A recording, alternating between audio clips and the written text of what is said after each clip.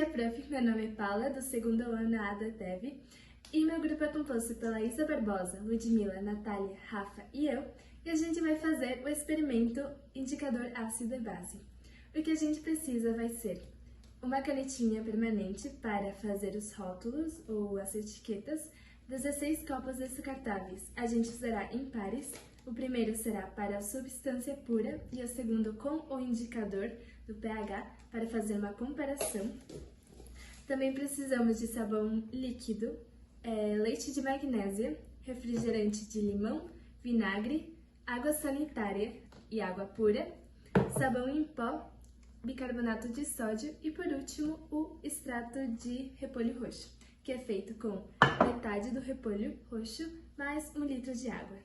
Então, basicamente, os indicadores, eles são as substâncias que revelam a presença de íons livres em uma solução, e eles mudam de cor em função da concentração de H+, e de OH- de uma solução, ou seja, o pH.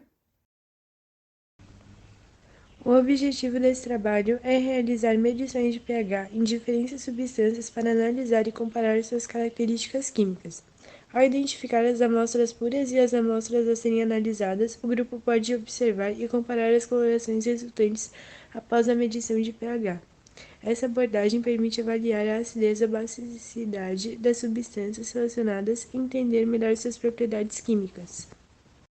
Bom, então agora eu vou falar o que seriam esses indicadores de pH.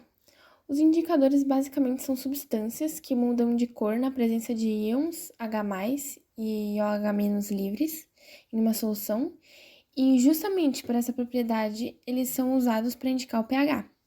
Então, como o próprio nome já diz, eles indicam se uma solução é ácida ou básica. Inclusive, esses indicadores eles podem ser tanto substâncias naturais quanto substâncias sintéticas. O pH ele é o potencial hidrogênio-iônico e ele se refere à concentração de íons, como eu já falei anteriormente. E quanto maior a quantidade desses íons, mais ácida é a solução. Então, basicamente, os indicadores eles apresentam uma cor quando estão em meio ácido e outra cor quando estão em meio básico. Outro ponto muito interessante de trazer aqui são as escalas de pH, que elas geralmente variam entre 0 e 14, e o 7 ele representa um meio neutro, e os valores abaixo de 7 são meio ácidos, e quanto menor o pH, mais ácido é o meio, enquanto os valores acima de 7 são meios básicos, e quanto maior esse valor, mais básico é o meio. O repolho roxo.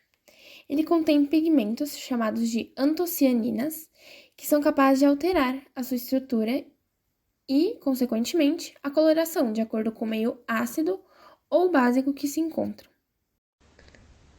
Bom, as substâncias presentes nas folhas do repolho que o fazem alterar de coloração em ácidos e bases são chamadas de antocianinas. Esse indicador está presente na seiva de diversos outros vegetais, por exemplo, nas uvas, nas beterrabas e até mesmo em folhas vermelhas. Sabe-se que normalmente os produtos de limpeza são de caráter básico. A soda cáustica, por exemplo, é a base de hidróxido de sódio, NaOH.